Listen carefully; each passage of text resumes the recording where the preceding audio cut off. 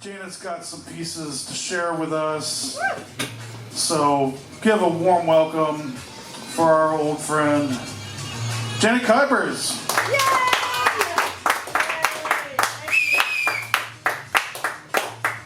I don't feel like lifting that up. I'm just going to do that. I don't have my usual multiple outfits, so I thought I'd try, glasses maybe, or lipstick. No, I didn't bring wigs this time. Crazy me.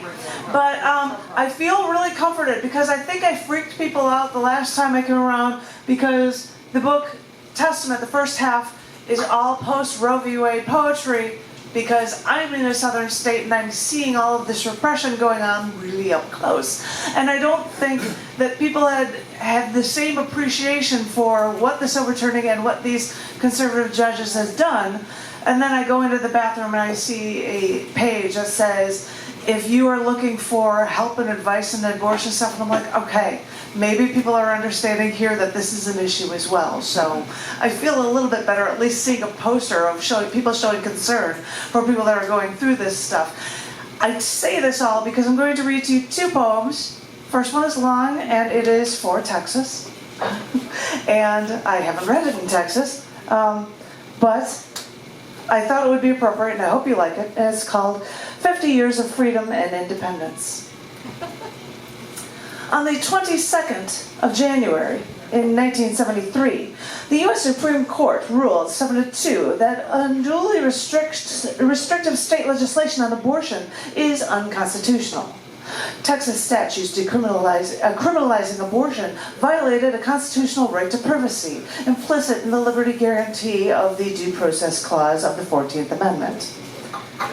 What I wanted to point out to you is that a Texas woman was forced into these restrictions, and the Supreme Court agreed that the state could not intervene with the first, and in many cases, second trimester abortions, or abortions when a woman's life is in danger.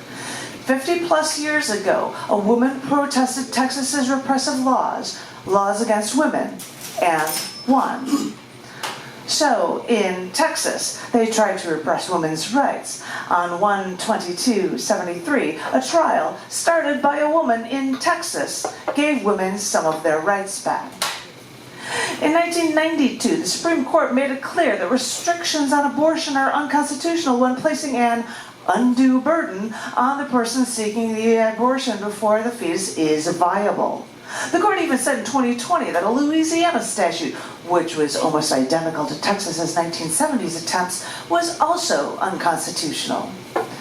But in 2018, Mississippi state law banning most abortions was passed in the hope that the Supreme Court, approaching 50 years later with conservative justices, would overturn Roe v. Wade with Dobbs v. Jackson, which was only about whether bans on all pre-viability abortions are unconstitutional. In February 2022, a leak from the majority opinion from Justice Samuel Alito wrote that the court had voted to uphold this Mississippi law and overturn Roe v. Wade by June of 2022. It's now over 50 years, and women thought they gained their rights. But how far have we really come, baby? When now a clump of cells, of non-viable cells, is a baby, and women are now slaves to the state again. After the passing of Roe v. Wade in 1/22/73, it wasn't destroyed on my birthday, 6/22/22, but on 6/24/22, when Dobbs v. Jackson was passed, overturning Roe v. Wade. As soon as it was passed, 11 states' trigger laws restricted or banned abortions immediately after the elimination of Roe v. Wade and the subsequent banning of women's rights. Wade recognized that the decision whether to continue or end a pregnancy belongs to the individual, not the government. But it's the government's choice now, not yours. Thank you to the states that want to take away the rights of the individual, the living, breathing individual, to give to a clump of cells no larger than a paper clip. in these states. So much for the raped 10-year-old girl who, after this trauma, can't have an abortion in her state. Or, oh well, for the woman, even when doctors declare the fetus inside her is non-viable, doctors still can't remove it. And when the woman has a miscarriage later at home on 9/22/23, she is actually charged with a felony. Here in Texas, and in all southern-leaning and once slave-supporting states, their loathing of all womankind has never changed. Over 50 years ago, women fought to get some of their rights back in Texas, and they won. But conservative hatred fermented so long, it took them half a century to find a justice who would so ignore the law. The Constitution's Ninth Amendment spells out our rights. Quote, "The enumeration of the Constitution or certain rights shall not be construed to deny or disparage others retained by the people." They spell it out in the 14th Amendment Due Process Clause that your fundamental rights are not specifically enumerated elsewhere in the Constitution, including the right to marry, the right to use contraception, or the right to an abortion. But why worry about the law in multiple places in the U.S. Constitution when your desire to thwart women's rights has been so denied to you for so long that your percolating hatred finally explodes? I have worked to help protect women for over half my life.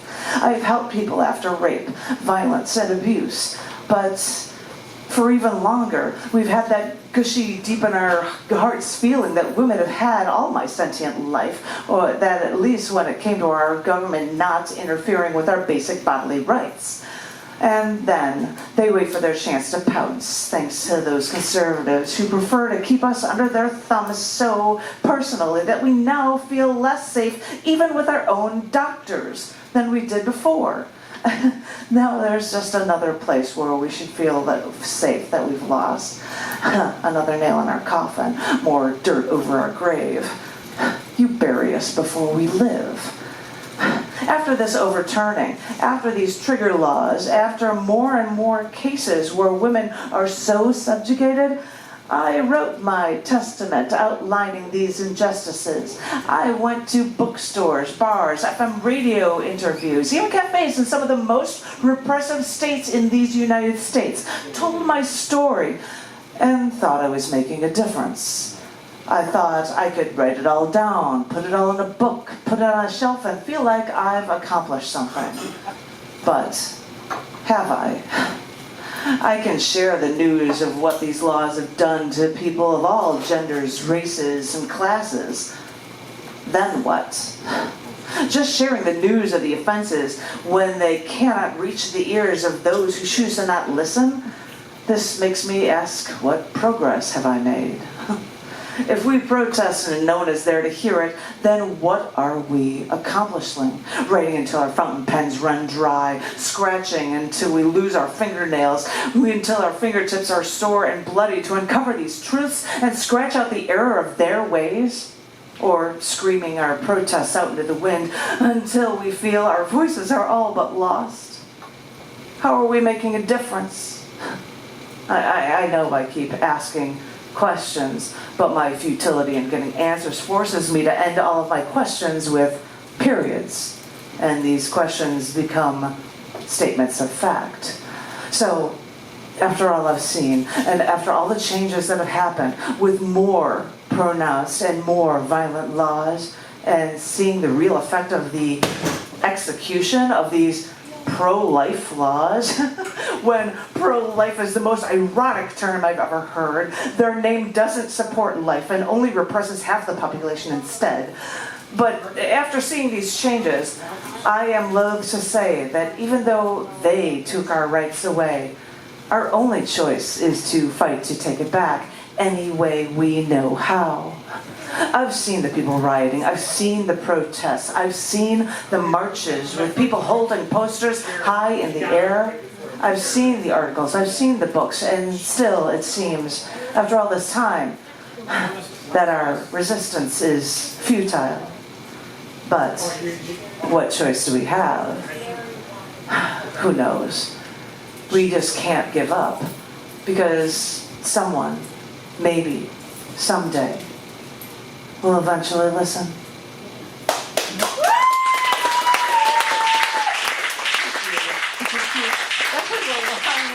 And I was going to do one more that was shorter that so relates, and it's a different state. What? This one's for Alabama. And I was hearing my sister talking about this a lot while I just came to visit since I'm staying with her. And it is titled, it's for Arizona, titled 1864 Mentality in 2024. Somebody already knows what this is. Here we go. After I fought sexism and objectification as an acquaintance rape workshop facilitator, I'm then carted off to these southern states to witness a healthcare right that all women had all my sentient life taken away by the courts. Oh, wait, it wasn't taken away, but an entertainer-in-chief who once supported abortion rights said he changed his mind and then stacked the U.S. Supreme Court with conservatives who use a southern states law to overturn Roe v. Wade. So now states can choose to take away women's rights. What I didn't know was what would befall us with this assault on women's rights by southern and once slave-supporting states. So after a year of seeing this cruelty firsthand in Texas, writing a testament and sharing these stories in Arkansas and Illinois bookstores, cafes, and bars, a part of me thought my work was done. But what did I accomplish when shouting from rooftops and publishing a book you hope someone will read won't change the mind of any Christian zealots who believe in life at conception, though neither their government nor their church agrees? So yeah, I probably didn't imagine I was alone, but when I recently saw a t-shirt that said, "There goes Arizona, trying to out-Florida Texas," that's when I realized that we all know that this has gone too far. Because I could rattle on about religious people being the cause of this catastrophe for women, but remember when I dropped that hint earlier about slavery? Well, even though Arizona wasn't a state until 1912, back then they were Confederate Arizona. For in 1864, as in the drafting age of 18 and the Beatles crooning that song, "When I'm 64." Now I just want to sing 1864. I'm sorry. But right smack dab in the middle of that their Civil War, that is when they passed a law that all abortions were illegal, except if the woman's life was in danger. Now, this antiquated law was blocked since Roe v. Wade, though some Republicans in political office in Arizona, on record, said they're pleased to be in a state where this law exists. But now, thanks to that splendid, devious Roe v. Wade overturning, one Republican pushed to reenact it. Now, remember, this law was made during the Civil War, before women gained the right to vote. That was 1919, long before women could have had a say in this, though what difference would that make since even women in religion and politics now support this law? But fine, talk about health instead and support a law that was enacted before penicillin was even discovered in 1928. Why not use laws so old without health knowledge? But wait a minute, I'm not here to tell you to be a slave supporter or to be religious or conservative, as this has just rattled my brain too much. Good, praise science that I can't have shaken baby syndrome. But what should catch your eye is that far-right types have supported this repression until everyone votes against it. And then they realize it's approaching election time. That's when the headline news stories come out.